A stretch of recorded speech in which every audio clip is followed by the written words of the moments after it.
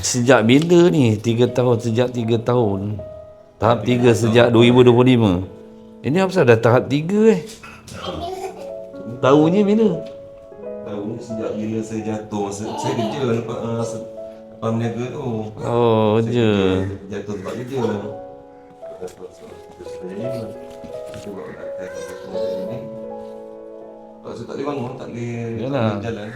Bengkak, ada bengkak lah macam tu.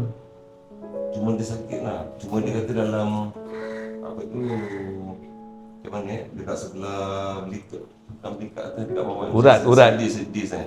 Oh, dis lah.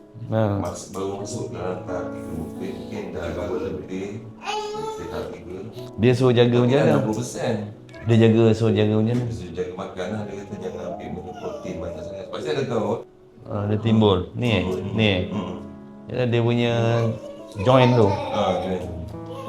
Ni yang saya Ni ya. Ni saya baru makan ubat. Saya makan ubat yang saya beli nak wakaf. Dia bagi ubat tu untuk apa? Kalau nak pulih kan lah. Tapi dia macam dia bongkar balik. Oh, itu yang Yang terasa. dia bongkar balik. Ini baru susut ni. Ini dia dah block. So bila uric acid masuk kumpul sini, dia tak boleh keluar, dia kata.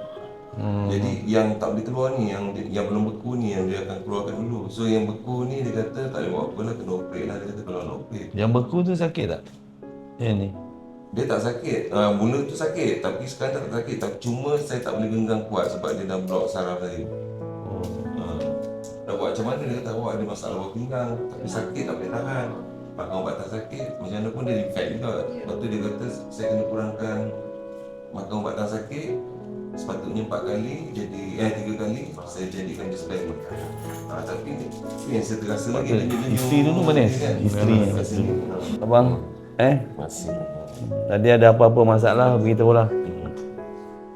Nanti nak miaga ke nak apa ke. Itulah ingat. Itulah nak pakai gerak. Kita tak perlu nak berangkut dekat apa semua kan. Yalah, kita siapkan lah.